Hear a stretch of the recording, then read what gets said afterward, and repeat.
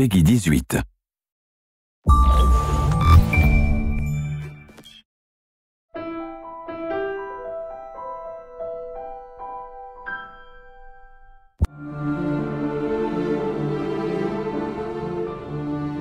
Assassin's Creed is really about history and credible world. We're playing with a history that is, without trying to spoil things, extends back, anywhere from 80 to 100,000 years from today and extends as far into the future as, we have time to make games. Two specifics about Assassin's Creed. The first one, it's a huge universe spanning across many different mediums with many different characters, events, locations.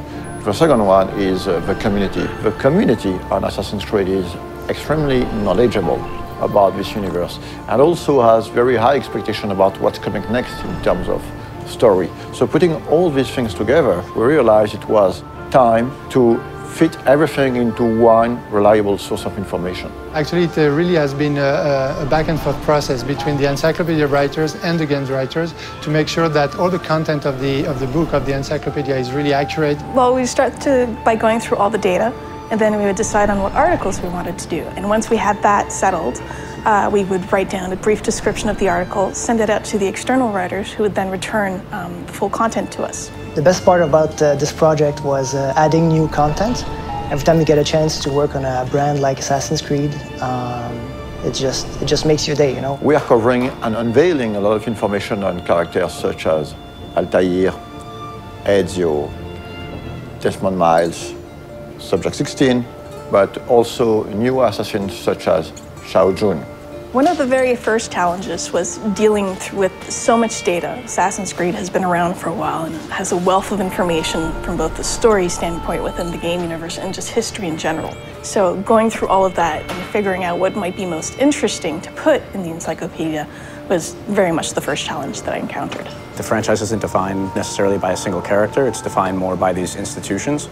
So we have the option of moving in and out of different historical periods, different geographical locations, different individual important events throughout human history. And so we have a wide variety of options, a lot of different material that we can mine for ideas and stories. Imagine this project as a huge puzzle with thousands of different pieces involving a lot of different people. We have tools to track all the narrative threads that we're creating. So we have database, we have Bibles, we have some visual guidelines. So my main role is to make sure everything fits together.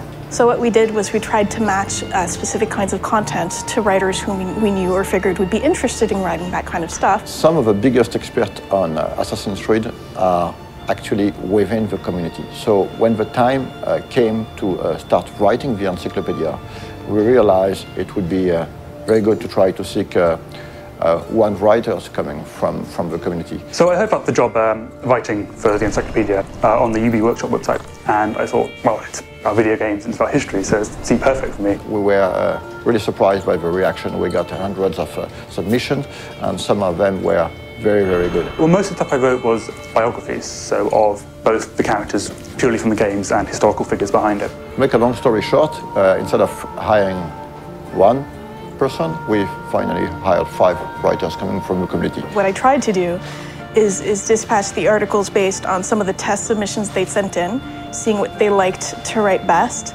and then we kept it contextually similar. We tried to minimize the risk of bad overlapping and maximize the opportunities of cross-referencing. As for the design aspect of the Encyclopedia, we worked with a local agency called Double Echo. They were crucial to the creative process. For example, during earlier discussions, we decided to only use production concept arts to illustrate the Encyclopedia, as opposed to 3D renders or marketing assets. The role of concept art is very important in the conception of a game. During the early stage of conception, we work on very high-level concepts. So it's about a silhouette, a mood, skylines of the city, treatment for the characters, colors. It's quite remarkable how much of the stuff does have its ties to reality and things that really happened. And I'm pretty sure that readers will discover some really interesting and new information.